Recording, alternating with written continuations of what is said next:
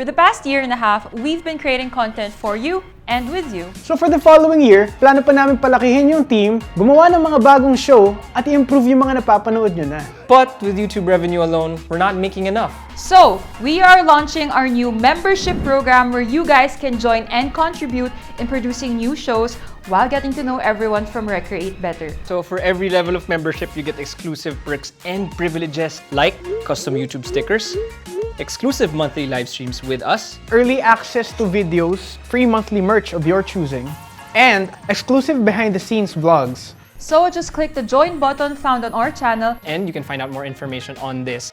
Let's keep creating, and we'll see you guys in the next video.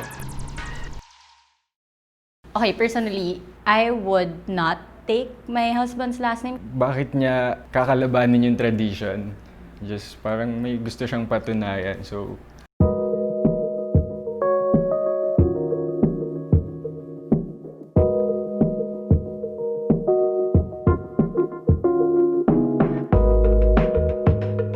Do you think women should change their last names after marriage? I don't want to say no, but I think no. No. No talaga. yes. Yes and no. I'm not necessarily like against it. It's just that I think the choice of not getting the last name of the guy should not be a taboo. I mean, it's not necessarily a need. I feel like it's more of a, honestly, it's more of a possession thing na para may identify ka as the wife. Honestly, there are women who are in the professional business or professional field that have worked to build their name, and I just think it's unfair that you're gonna change that name but just because you got married. Parang you're gonna have to introduce yourself as another thing pa. I really think na yung ganung tradition, it's a tradition that has been held in a very strong way, especially here in the Philippines, diba? It's a time-honored gesture of love and respect, and I think it's very romantic to have that kind of tradition.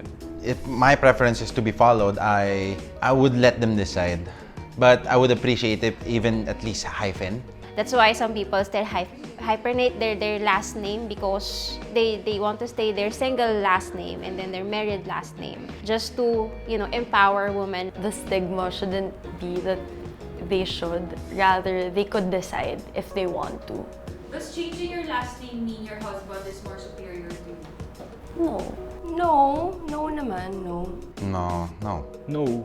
No. I don't really know the real reason behind yung women taking the guy's last name, but I think it's the law. I don't know what's it about. Parang I think yun lang yung nakasanayan. I don't know who made them the head of the family, maybe because they're stronger, they're bigger, and they can protect the whole family, but I think it's just that. We have come so far in terms of gender roles. I don't think na because you change your last name, it means that your husband's property already. We're not looking at gender roles dito eh. We're looking at it on a romantic manner. Ako personally, if magkukunin ko yung last name ng asawa ko, hyphenated. Para level, ganun. In a way, nagkaroon ng bagong last name. So like they made their own legacy na lang din. I really don't mind if my wife doesn't want to take up my last name. Nakaka-uplift kaya sa feeling ng lalaki to have someone having his name, di ba? I would appreciate it, but it's not something I'd say required to, just to say that she is my wife. By paper, she is my wife, regardless. So that's more than enough for me. Do you think if the woman chooses to keep her name, she's self-centered? No. I really like my last name. No. Sobrang hindi. I think no. That's hard. Hindi pa din maybe. Okay, personally, I would not take my husband's last name kasi ang hassle. Ang hassle sa Pilipinas, Diyos ko, kukuha ka pa ng mga ID ulit. Good luck na lang. Kasi yun yung normal eh. Like that's how they really do it here, especially in the Philippines. It's what expected of you as a woman, na you are to take your husband's last name. That's how it is. So, kailangan tuloy-tuloy mo lang, ganun-ganon. Feeling ko at first I will wonder if she really is committed to me, if she has any doubts about our marriage. It can seem like you are self-centered, especially from how other people will see it, like how your parents or the parents of the guy you're gonna marry, especially if only boy or like only child. Bakit niya kakalabanin yung tradition? Parang may gusto siyang patunayan. Well, it might not apply to everyone, but I still believe that, lalo na if you built yourself up and you want to keep that last name because branding, let's just say it's your branding.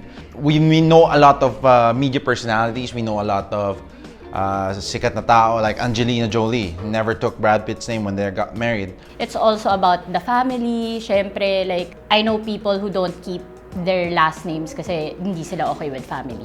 Bakit naman siya magiging self-centered? Eh, yun na nga yung pangalan niya all her life. As a woman, you have to explain it to him also na why you wanna keep it ng maayos. You know, hindi naman kasi tayo pare-pareho mag-isip and they might take it badly. At first, siguro, I would doubt her love towards me. Pero, sige, at the end of the day, syempre, ayun pa rin yung taong gusto mong pakasalan. It comes down to the understanding of the husband na rin eh. Kung naiintindihan niya na on paper, we're married, I can use your last name, but if I want to be outside, I still have my identity.